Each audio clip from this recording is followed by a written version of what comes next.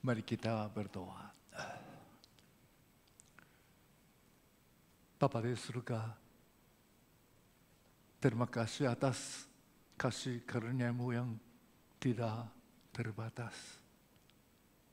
Umat-Mu yang dulu hidup jauh dari Tuhan, bahkan dikuasai oleh kuasa dunia. Tapi Tuhan, hanya oleh karena kuasa darah Tuhan Yesus dibebaskan dari kehidupan di dunia tanpa Tuhan. Sekarang kami boleh disebut umat Allah, diberi hak disebut anak Allah, dan sebagai anak Abraham.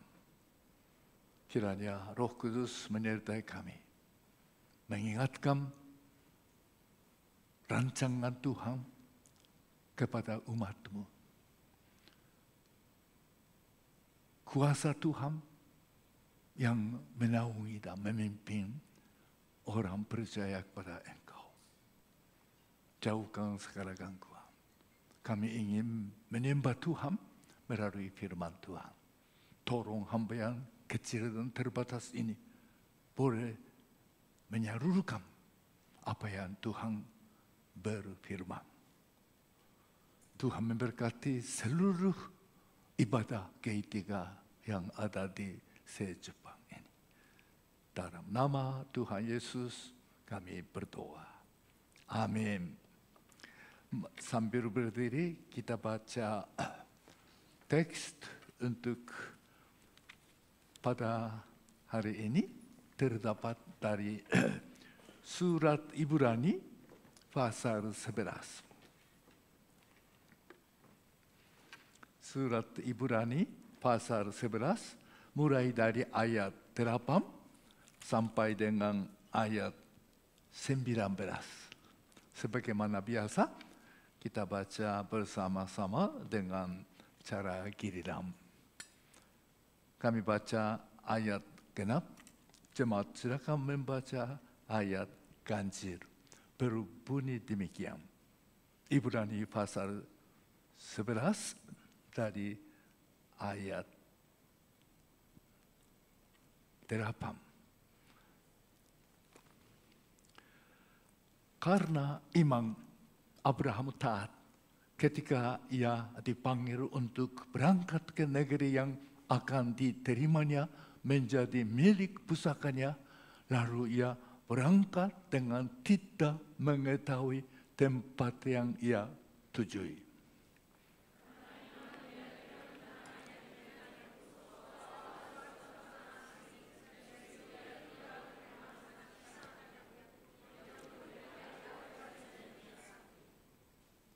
Sebab ia menanti-nantikan kota yang mempunyai dasar yang direncanakan dan dibangun oleh Allah.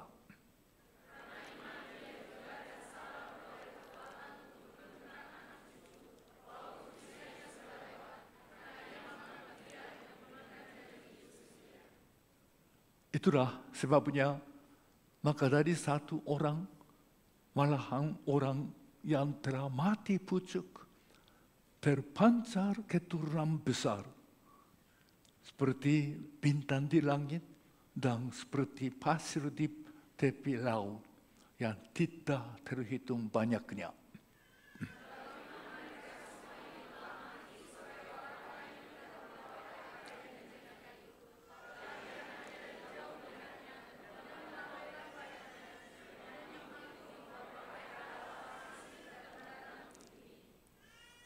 Sebab mereka yang berkata demikian menyatakan bahwa mereka dengan rindu mencari suatu tanah air.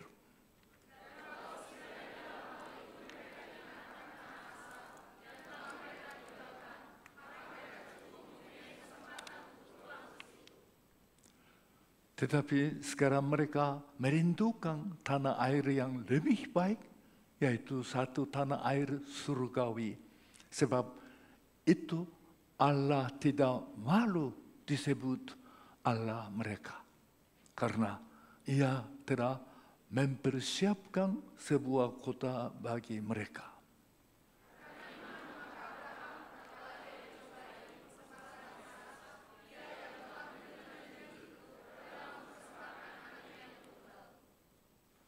Walaupun kepadanya telah dikatakan keturunan yang berasal dari Ishaklah yang akan disebut keturunanmu. Karena ia berpikir bahwa Allah berkuasa membangkitkan orang-orang sekalipun dari antara umat, dan dari sana ia seakan telah menerimanya. Silakan duduk kembali. Terima kasih.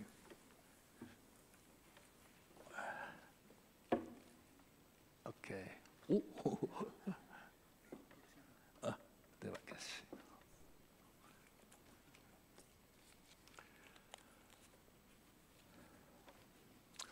Selamat beribadah dalam kasih karunia Tuhan Yesus. Hari ini adalah Hari Bapa Internasional. International Father's Day telah dimulai oleh gereja di Amerika Serikat.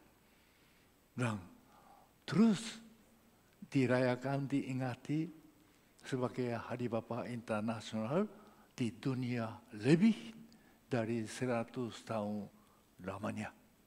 Maka kita sebagai umat Kristen juga layak dan baiknya merayakan dan mengingat Bapa kita masing-masing, sekaligus Bapa leluhur orang beriman, yaitu Abraham. Seperti firman Tuhan mengatakan, Abraham, Bapa kita semua.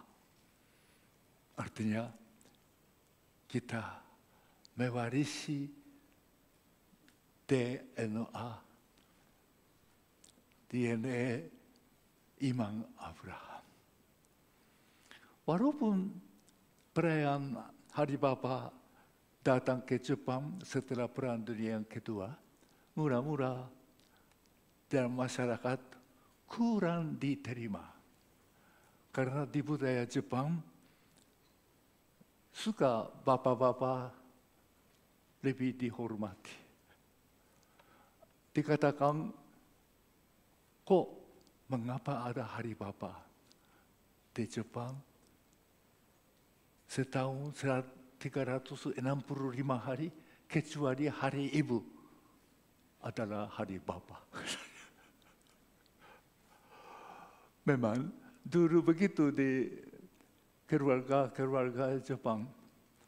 Saya masih ingat juga dulu ada macam-macam sebabnya apa dulu di Jepang bapak-bapak itu dihormati, tapi sekarang agak kurang. Satu sebabnya dulu Bapak kalau akhir bulan dapat gaji dengan amplop tebal. Jadi Bapak pulang dari kantor, inilah gaji. Jadi Ibu, terima kasih. Dan hari itu pasti disediakan hidangan khusus. Maka anak-anak juga senang. Hari gaji, Hari Bapa. Dan pasti disediakan ikan khusus. Tapi bagi Bapa, ikan besar. Bagi anak-anak, ikan kecil. Bedanya nyata. Bagaimana pada masa kini ini? Anak tidak tahu Bapak dapat gaji dari mana, berapa. Ibu-ibu juga tidak terima langsung kan. Hanya buka buku tabungan, bulan ini agak kurang. Ada tambahan.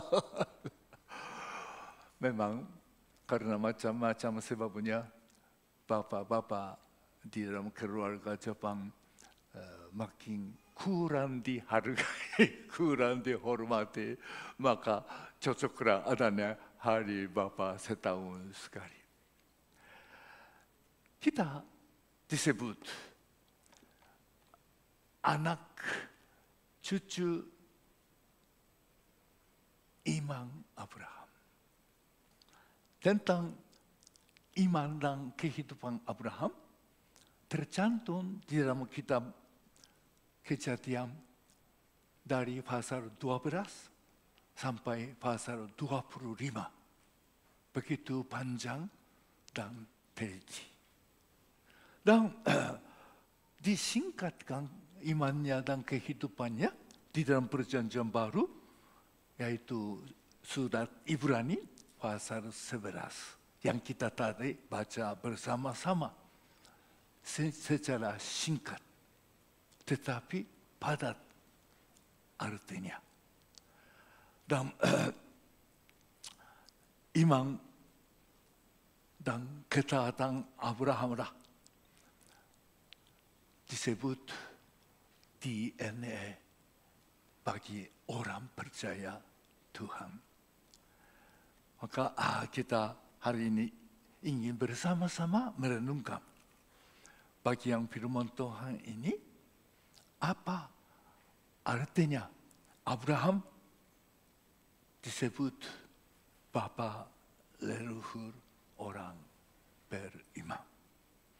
Pertama, kita melihat ayat 8. Abraham dipanggil dan taat kepadanya dengan iman. Kita baca sekali lagi ayat 8 menerangkan demikian. Karena iman Abraham taat ketika ia dipanggil untuk berangkat ke negeri yang akan diterimanya, untuk berangkat ke negeri yang akan diterimanya menjadi milik pusakanya. Lalu ia berangkat dengan tidak mengetahui tempatnya. Ya. Abraham dipanggil oleh Tuhan di mana dan bagaimana? Ada keterangannya dalam kisah para Kejadian pasal 11 ayat 31 dan 32. Kita melihat Kejadian pasal 11 ayat 13. Kita baca bersama-sama.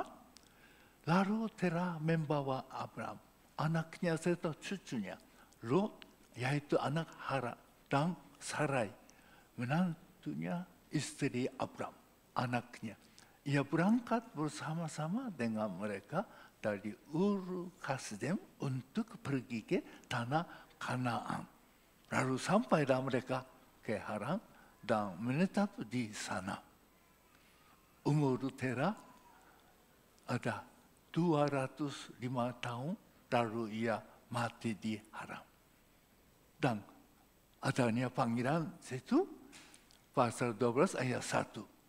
Berfirmanlah Tuhan kepada Abraham, pergilah dari negerimu dan dari sanak saudaramu dan jadi rumah bapamu ini ke negeri yang akan kutujukan kepadamu. Tuhan katakan, turutilah, aku memberkati kamu dan memberikan anak cucu sampai tidak terhitung.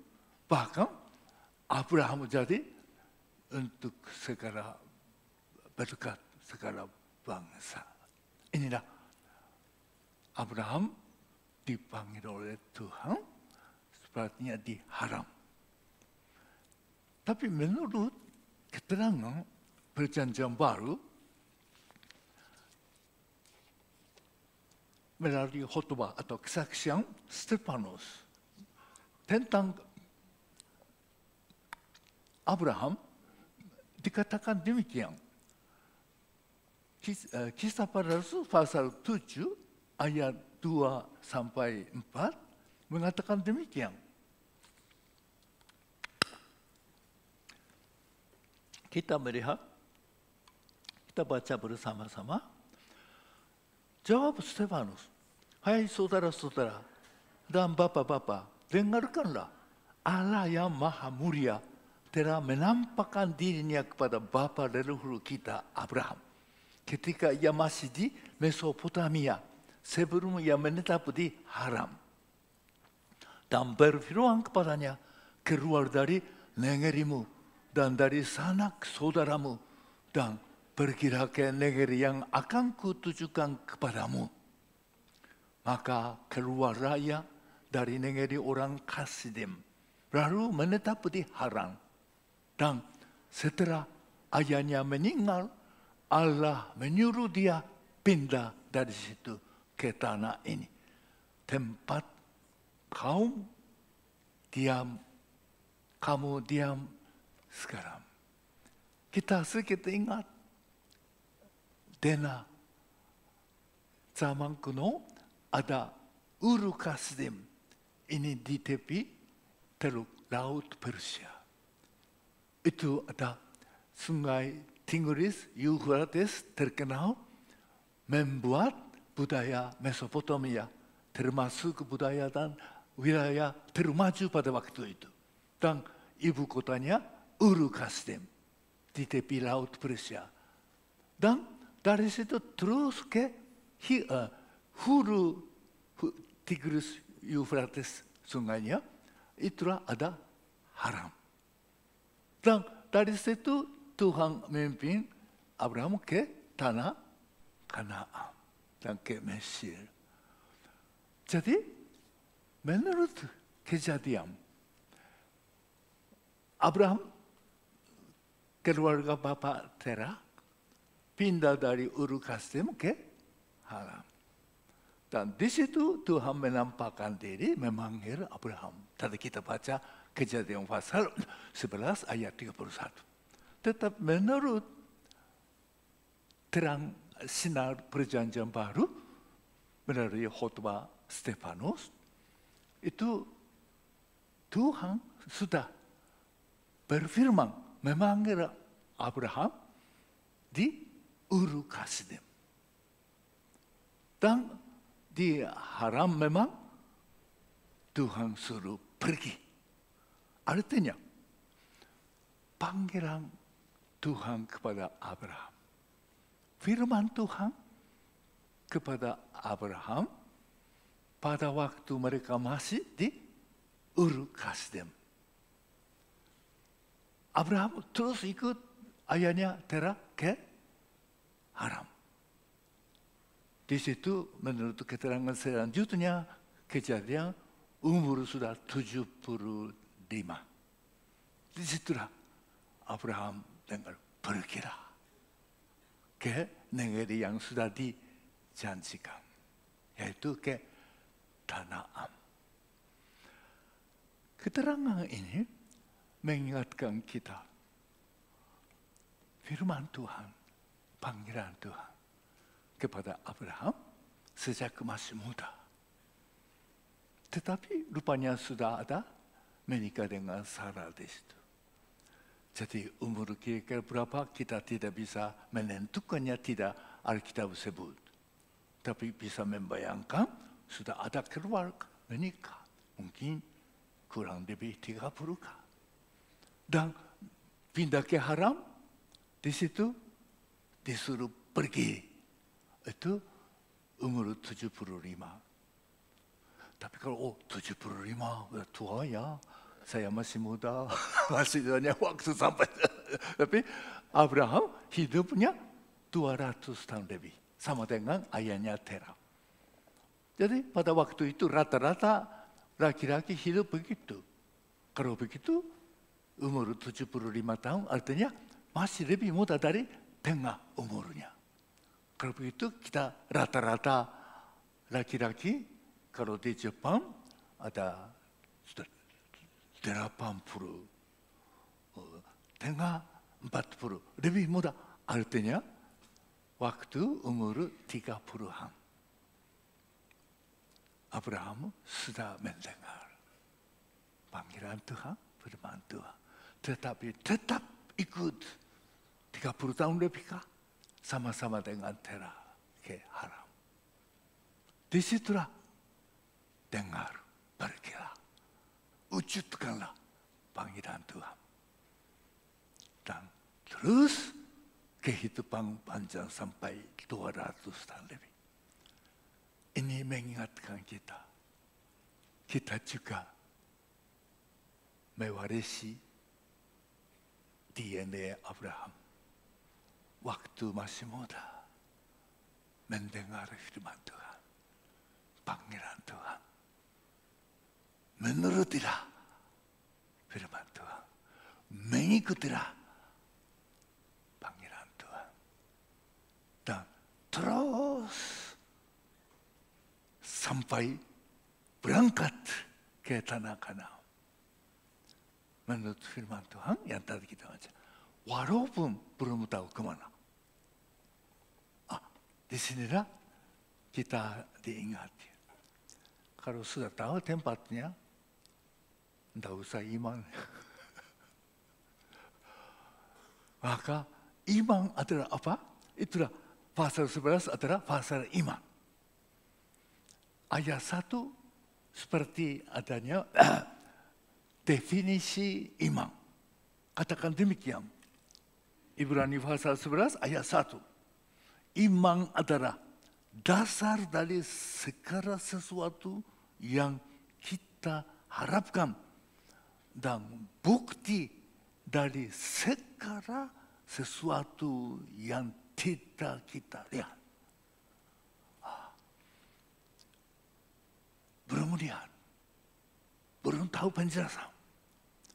Tetapi karena ada iman, ini dasar, ini keyakinan, bukti untuk berangkat.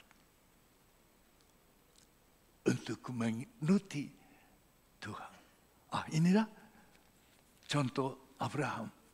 Belum tahu kemana. Tetapi sudah Tuhan berfirman. Tuhan suruh. Maka dia memegang firman itu. Berangkat. Inilah mengingat kita. Hari ini kita ada kira-kira 200 ibu bapak saudara. 95% lebih berangkatlah negeri sendiri. Kemana? Tahu, Jepang. Tapi Jepang bagaimana? Ini ada yang pertama injak tanah Jepang. Belum tahu. Kita ada pentingnya mendengar firman Tuhan, memegang firman Tuhan, beriman kepada Tuhan. Inilah dasar, inilah keyakinan, bukti untuk menuruti Tuhan. Tuhan janji, Tuhan janji memberkati Abraham. Abraham memegang itu. Walaupun belum tahu kemana. Waktu kami dapat rasa panggilan dari Tuhan melalui kesaksian tentang pedalaman Kalimantan Barat. Sepertinya Tuhan berfirman, kami tidak tahu Kalimantan ada di mana. Kalimantan itu ada di Borneo, tidak tahu. Padahal Indonesia pun belum pernah. Padahal saya belum pernah ke luar negeri. Belum pernah memegang paspor. Coba dah 50 tahun lebih dulu. Tidak tahulah ada Kalimantan di mana. Makin cari-cari infonya, makin ditakuti. Ada ular, malaria, kusta, buaya, wah macam-macam beritanya. Tapi itulah pentingnya. Kemana belum tahu. Situasinya, keadaannya belum tahu. Tapi pentingnya Tuhan berbicara. Tuhan berfirman. Tuhan berfirman bukan hanya berfirman. Tuhan menyertai. Indra iman. Belum tahu, belum lihat, belum kelihatan. Tapi Tuhan juga tidak kelihatan. Tuhan kelihatan melalui apa? Melalui firman. Tuhan berfirman. Maka mari kita belajar satu pokok pertama di sini, kehidupan orang beriman. Memang belum lihat, belum tahu apa yang terjadi esok. Maka umat manusia begitu maju tapi tetap senang cari ramalan-ramalan. Di mana-mana di Jepang ada ramalan. Di TV pun pagi, pasang TV udah. Anda berbintang ini, hari ini hati-hati. Anda berbintang ini, hari ini ada baik. Maka kalau melamar jadi jodoh, hari ini lah cocok. Aneh kan? Bukan Jepang itu pedalaman Kalimantan. Orang Jepang suka mengapa? Tidak tahu esok. Tidak tahu akan jadi apa. Tidak tenang. Khawatir. Cari-cari ketentuan. Walaupun itu dibuat oleh manusia. Padahal kalau di jinja, di setiap jinja kadang-kadang ada di TV ya, orang asing datang, dia main-main tu, bunyinya ketahuan dia ditegur. Di sebenarnya ada omikuji, beli 1,000, 2,000, di situ ada nasib Anda, ramalan. Dan ramalan itu kebanyakan baik, mana ada yang buruk. Anda ini bulan ini ada yang baik datang. Syukur. Ada sebentar lagi ada hari yang baik dan untung datang kepadamu. Senang.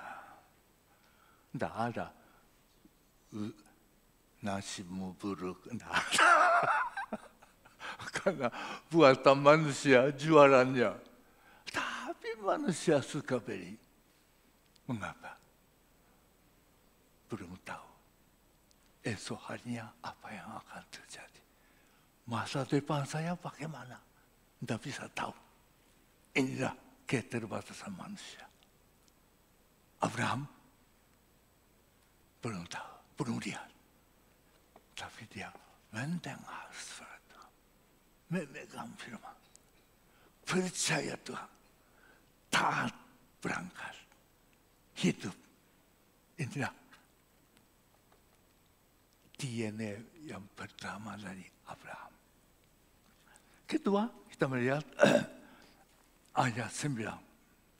Bagaimana dia hidup di tempat yang dipimpinnya. Ayat 9 kita melihat. Karena iman, ia diam di tanah yang dijanjikan itu. Seolah-olah di suatu tanah asing. Dan di situ dia tinggal di kemah dengan Ishak dan Yakub yang turut menjadi ahli waris janji yang saat itu.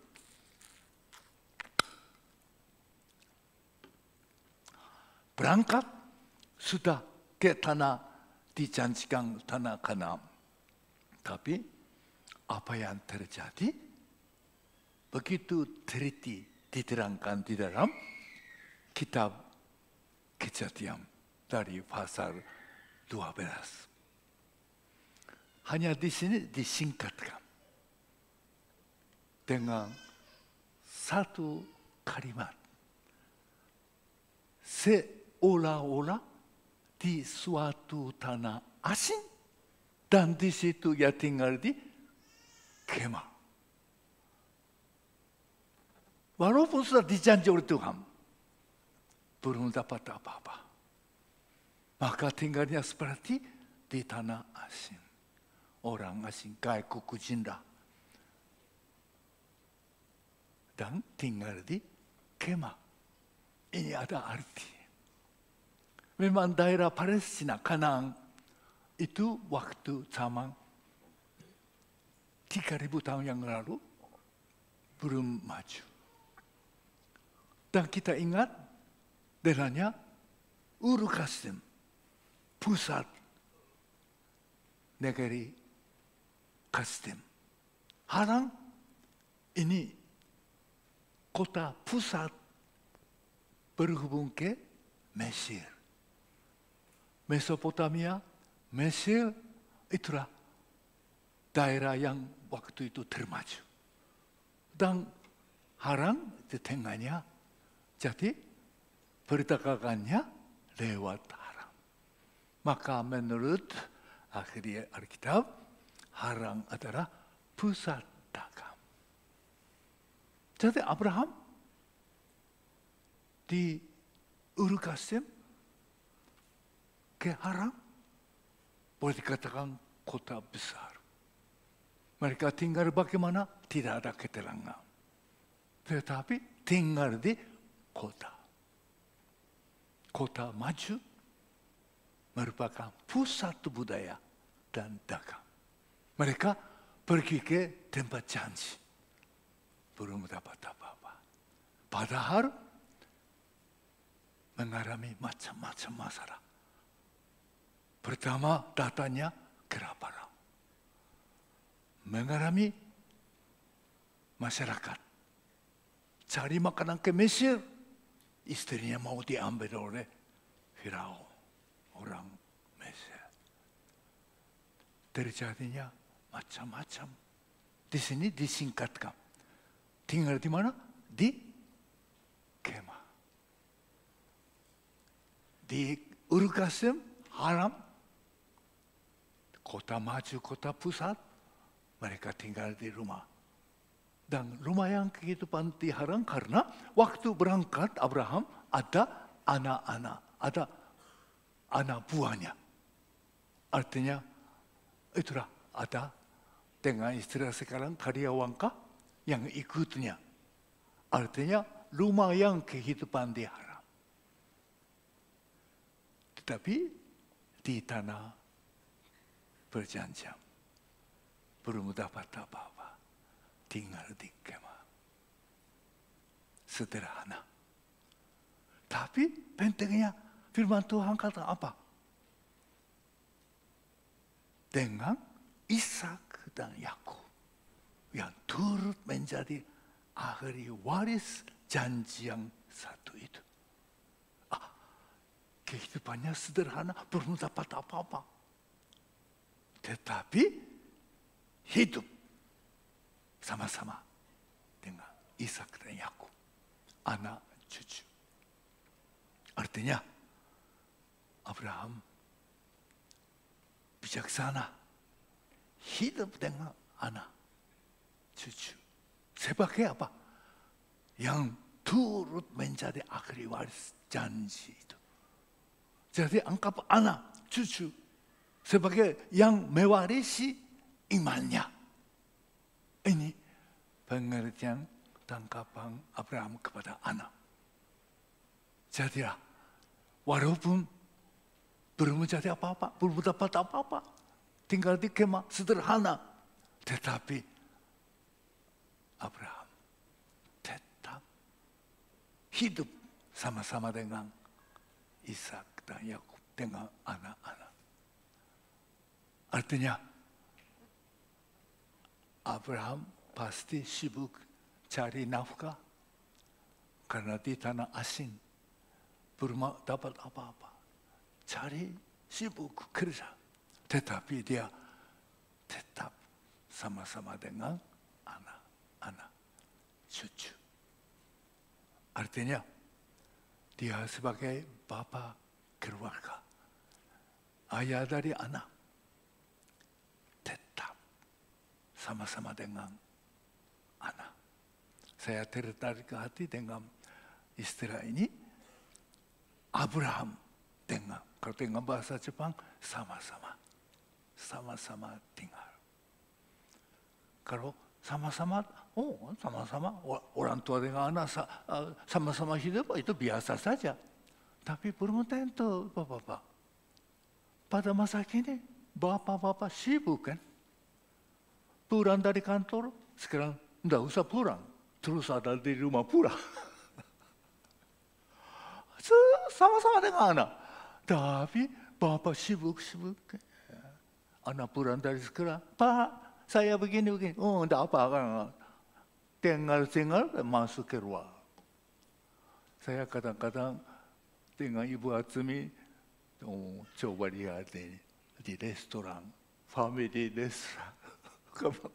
Di satu keluarga. Ada bapak, ibu, anak-anak. Mereka buat apa? Tunggu makanan datang. Bapaknya sibuk. Mamanya duduk. Anak-anaknya 4 orang, satu keluarga. Sampai mau makan pun hatinya kemana? Pikirannya, perhatiannya kemana ya? Ke smartphone. Inilah fenomena keluarga pada masa kini. Anak pulang dari sekolah, mau bicara dengan papa. Papa sibuk.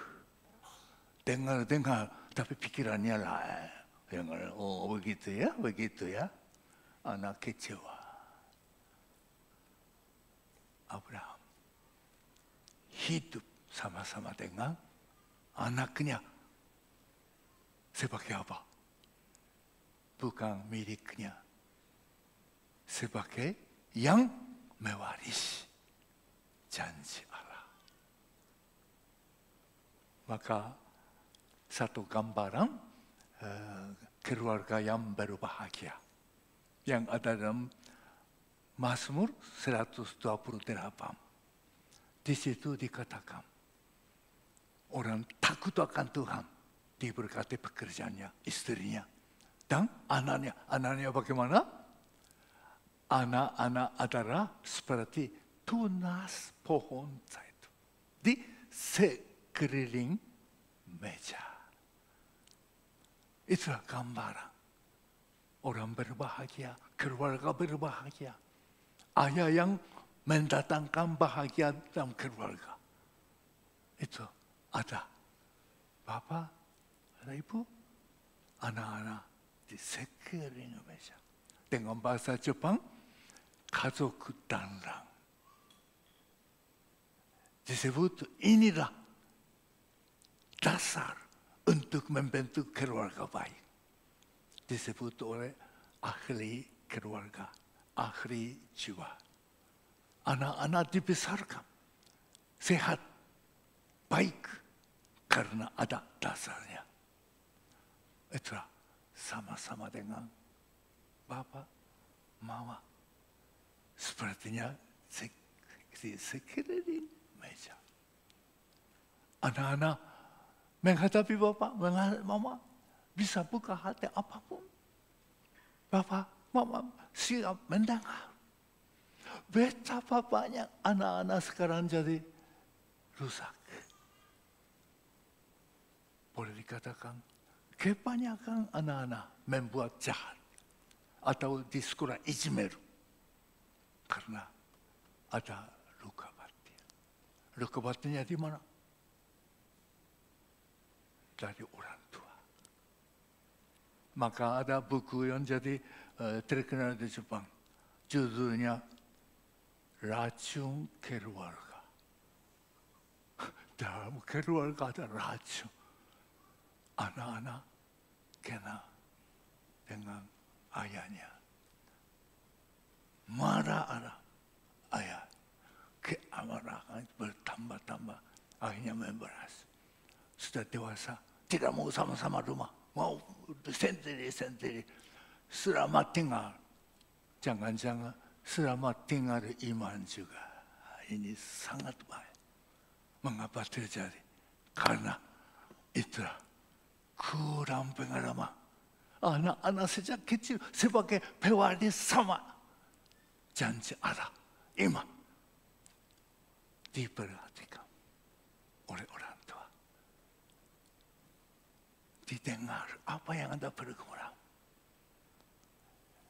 Rasa disayang dikasih oleh orang tua. Disitulah luka batin, kekhawatiran, takut, apapun dalam hati bisa dirawat. Maka kita belajar di sini Abraham.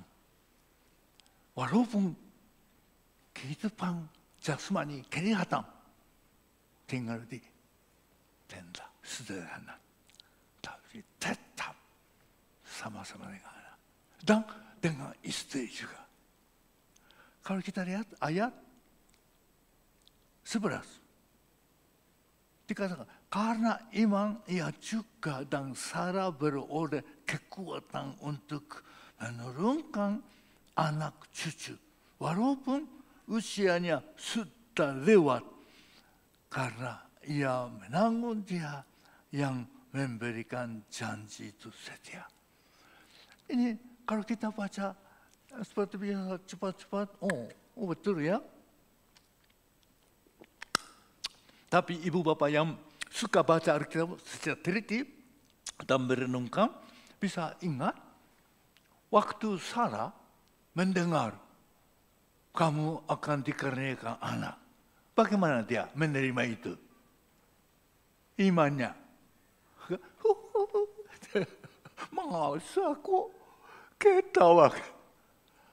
Tidak percaya sama sekali. Inilah Sarah. Sarah kah?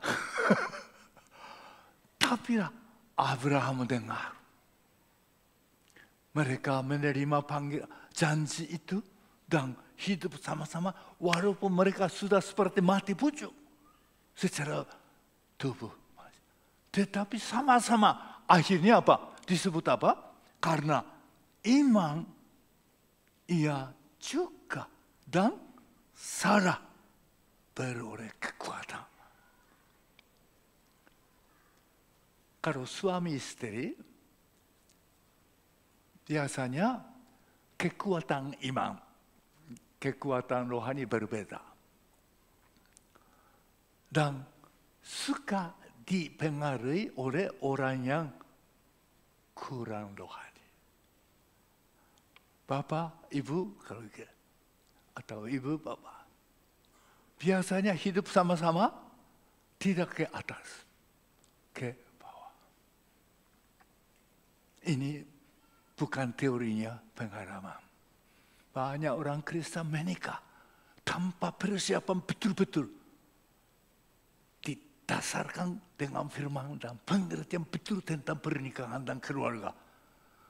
Tetap menikah dengan ini. Apa yang terjadi? Lama.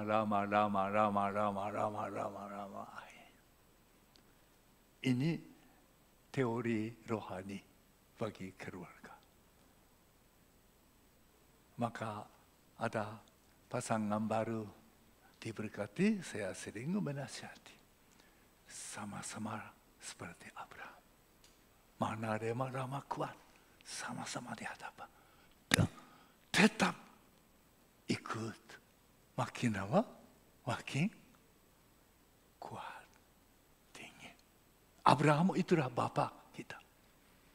Istrinya ketawa. Karena kaum wanita lebih suka hal-hal konkret kan. Kalau kamu bapak-bapak suka lebih abstrak. Karena pekerjaan ibu-ibu bagaimana setiap hari masak, anak selalu harus praktis. Bapak di kantor pikir masa depan perasaan saya bagaimana. Pandangannya luas. Ibu-ibu kalau begitu susah kan memelihara anak. Jadi ibu-ibu selalu suka teliti, suka konkret, suka yang realita. Jadi Abraham menikah dengan Sarah. Sarah ketawa. Saya tidak bisa percaya. Masa mungkin? Apa bisa begitu? Tapi sama-sama dengan Abraham. Akhirnya, iya Abraham dan Sarah dapat kekuatan. Sama-sama kekuatan. Akhirnya dapat Ishak. Dan firman Tuhan katakan dari situlah anak cucunya seperti bintang di langit. Seperti pasir di tepi laut. Tidak terhitung. Sampai sekarang. Inilah janji rancangan Tuhan. Bagi percayanya, penerusnya Abraham dan yang ikut DNA-nya. Maka kita belajar Abraham di mana? Di tanah asing. Bagaimana tinggalnya? Di kemah. Tetapi tetap hidup. Maka dalam perjanjian baru juga, Petrus yang sudah berkeluarga dan sudah berpengalaman dengan istri anaknya, dia katakan 1 Petrus ayat pasal 3 ayat 7. Hai suami, hiduplah bijaksana dengan istrimu, hormatilah sebagai teman pewarisnya. Sebagai teman pewarisnya. Anak-anak demikian, istri juga sama-sama pewaris panggilan Tuhan. Janji Tuhan. Disitulah Abraham begitu dipakai oleh Tuhan. Terakhir kita melihat ayat 10. Sebab dia menanti-nantikan kota yang mempunyai dasar yang direncanakan dan dibangun oleh Allah. Jadi Abraham mencari kehidupan yang lebih lumayan aman, tinggal di kota. Tetapi tidak hanya di kota di dunia. Yang ayat-ayat berikutnya dikatakan Abraham dan orang beriman rindunya bukan tanah air, kota di dunia. Tetapi mereka merindukan kota yang direncanakan dan didasari oleh Allah. Kota yang kekal, tanah air surgawi. Panjang lebar diterangkan dari ayat 11-12. Maka mereka hidup sebagai ayat 13, bagian B ayat 13, katakan demikian. Kita melihat bagian B saja, dan melambai-lambai kepadanya dan yang mengaku bahwa mereka adalah orang asing dan pendatang di bumi ini. Sebab mereka yang berkata ayat 4, demikian menyatakan bahwa mereka dengan rindu mencari suatu tanah air. Bukan tanah air di dunia. Kalau tanah air di dunia, mereka gampang pulang ke Haran atau ke Uru Kasdim, tanah air Abraham. Tapi bukan tanah air surga. Kota yang didasari, direncanakan, dibangun oleh Allah. Abraham dan orang beriman tetap memandang rindu tanah air surgawi. Kota yang disediakan oleh Allah. Sekarang kita enaknya kota yang dibangun oleh Allah bagaimana? Kita baru saja belajar Wahyu pasal 21 dan 22. Begitu teliti. Sampai tembok, pintu masuk, semuanya diterangkan. Dikatakan, di situ sudah tidak ada matahari, tidak perlu lagi. Karena kehadiran Allah sama-sama dengan Tuhan. Kita ingat, begitu teliti, konkret digambarkan dalam wahyu terakhir. Maka bagi kita lebih gampang mengerti, oh, tanah air surgawi apa? Kota yang didasari dibangun oleh Allah apa?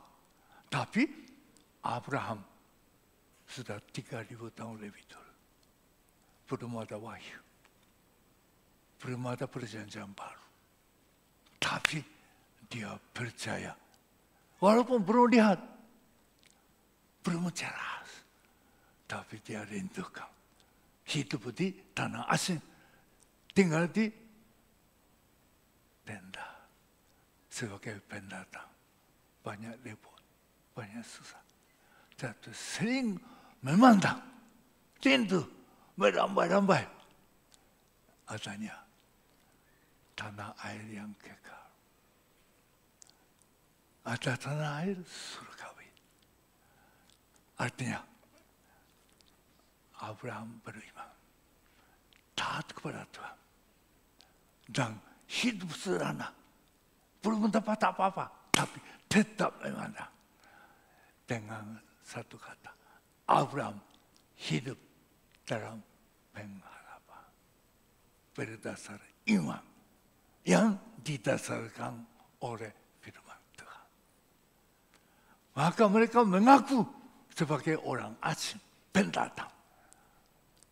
Dan itu sangat dihargai oleh mata Tuhan. Maka kita melihat ayat 16. Tetapi sekarang mereka merindukan tanah air yang lebih baik, yaitu tanah air dan surga. Sebab Allah tidak malu disebut Allah mereka, karena Ia telah mempersiapkan sebuah kota yang mereka. Abraham dan orang beriman Abraham, seperti Abraham, itulah hidup tetap memandang, mengharapkan dengan harapan. Kalau ada harapan, ada kekuatan. Kalau ada harapan, ada kesetiaannya. Maka disebut Allah tidak malu. Disebut Allah mereka. Saya kira kalimat ini satu kehormatan dari Allah yang tertinggi. Kalau secara tata bahasa, tidak malu, ini dua kata negatif. Kan tidak negatif. Malu itu arti negatif. Jadi dua kata negatif sekaligus dipakai, artinya apa? Tidak malu. Tekanannya tidak lagi malu. Artinya apakah hanya tidak malu? Secara tata bahasa, double menyangkal, double denial adalah menekankan, kuat. Maka Allah tidak malu disebut Allah mereka. Artinya Allah sangat bangga dengan orang demikian. Pendeta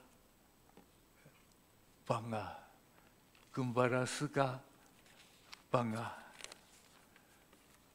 karena jemaat yang setia.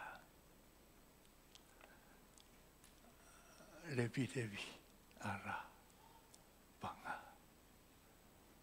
Jemaatnya, orang berimannya kepada Tuhan seperti Abraham. Hidup dalam iman, DNA Abraham. Itulah dihargai oleh Allah. Kehidupan kita di dunia sangat sederhana, terbatas. Saya suka bangga jemaat Tokyo di wilayah-wilayah. Karena saya sedikit lebih tahu Tokyo daripada gembala dan jemaat di wilayah. Padahal secara kelihatan jasmani jemaat Tokyo suka di pusat. Suka bantu-bantu, sekarang juga bantu ke Fukuoka, masih belum bisa, suka bantu jadi pusat. Tapi setahu saya, satu-satunya jemaat Tokyo, tidak ada tempat ibadat kita. Yang lain semua, Owarai tetap. Miki sudah memiliki gedung sendiri. Guma pun baru tahun ini sudah sewa tetap. Dengan mereka sendiri, tidak sama-sama dengan gereja Brazil lagi, tetap dengan sendiri. Kalau di Aichi, wah, sudah belasan tahun ada tempat sendiri. Walaupun sewa gedungnya, tapi tempat di mana tetap. Osaka enak, orang Kristen punya gedung, harga murah. Di tengah-tengah Osaka, tetap. Fukuoka pun masih baru, sudah tetap mereka pakai gedung Kristen. Tidak usah bawa barang ini, semua simpan semua. Hari Minggu pagi datang, siapa langsung beribadah. Bagaimana kita? Untuk ibadah hari ini, sudah kemarin setengah hari. Ada saudara-saudara, majelis dan saudara yang rela membantu. Memikul 150 kursi ini bagaimana? Hari Sabtu, hari istirahat. Begitu rela. Setiap hari Minggu. Apakah Bapak tahu? Saudara yang merapi itu menyiapkan 1 jam lebih dulu datang. Dari gudang bawah. Kalau selesai ibadah, wah, parah. Saya setiap kali melihat itu, saudara yang merasa, aduh kasihan. Tetapi rasa bangga. Ini tidak cuma Tokyo. Saya suka banget di Osaka. Saya suka banget di Aichi. Tokyo belum punya gedung tetap. Masih pindah-pindah. Gaya hidupnya seperti orang Israel di padang gurun. Setiap hari Minggu riba, buka, riba, capek, keringat. Saya sebagai gembala pusat namanya. Bangga. Jemaat Tokyo begitu mampu kerjasama, berkorban, rela melayani untuk Tuhan bersama-sama. Abraham disebut Allah bangga, disebut Allah mereka. Betapa indahnya. Inilah tujuan kesimpulan untuk hari ini. Mari kita merenungkan. Apakah iman kita, sikap kepada Tuhan, kehidupan kita, baik diri sendiri, keluarga, jemaat. Allah melihat, Allah tidak malu, bangga. Disebut Allah kita. Mari kita berdoa.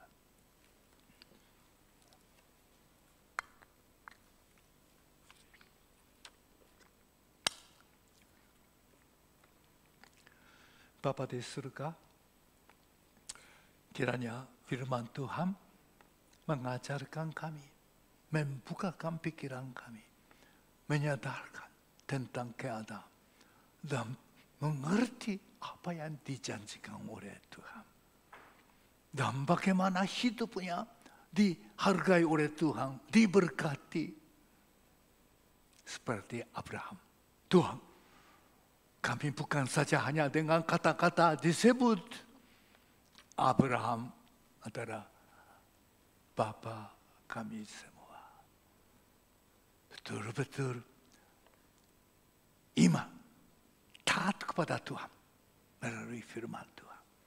Hidup di dunia, walaupun sederhana, tinggal di mana, cara apapun, keadaan apapun, tetap sama-sama dengan Tuhan, dengan keluarga, membentuk keluarga yang berbahagia, dan hidup dan pengharapan dalam keadaan apapun. Tuhan menyertai, menolong, memimpin jemaat kami sebagai anak-anak iman Abraham.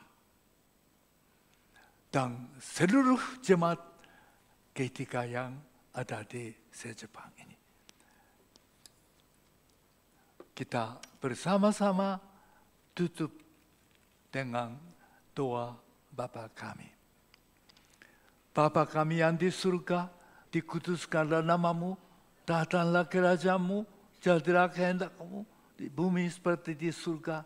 Berikanlah kami pada hari kami secukupnya, dan ampunilah kami akan kesalahan kami, seperti kami juga mempunyai orang yang bersalah pada kami. Dan Allah, tetapi lepaskanlah daripada yang jahat, karena Engkaulah yang mempunyai kerajaan dan kuasa dan kemuliaan sampai selama-lamanya. Amin.